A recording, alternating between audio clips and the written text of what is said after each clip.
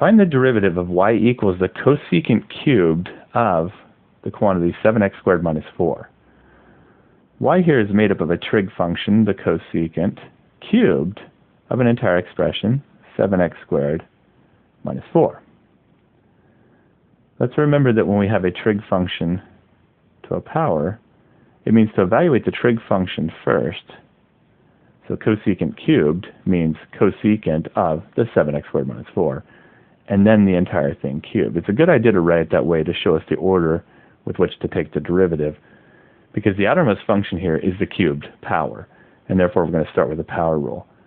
The derivative, y prime, which can also be written as dy dx, will be start with the power, bring down the power, leave the inside exactly as we see it,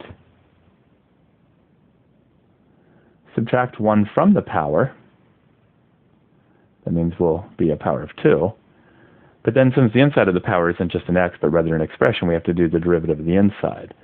Well, here's the inside of the power. It's all of this. So the derivative of that is the, well, cosecant of 7x squared minus 4. The cosecant's the outermost. So the derivative of cosecant is what we start with. The derivative of the cosecant is the negative cosecant times the cotangent, leaving their insides alone.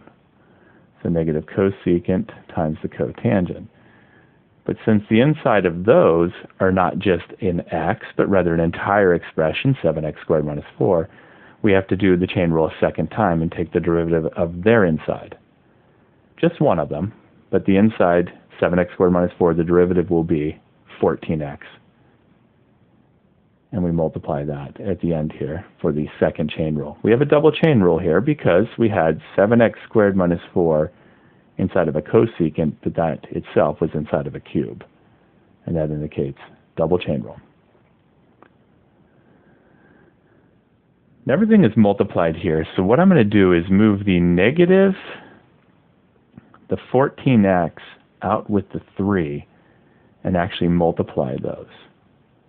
Now negative 14 times 3 will be negative 42, and the x will move out there with the 14, so negative 42x.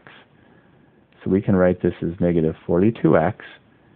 I have a cosecant squared, I will now write it that way, of 7x minus 4. And I have a cosecant of 7x squared minus 4, and I have a cotangent of 7x squared minus 4. Now there are a total of 3 cosecants, the cosecant squared, and then one more cosecant. We can combine those by adding their exponents. 2 plus 1 will give us 3, or cosecant cubed. And it's probably best to write it that way. So we have negative 42x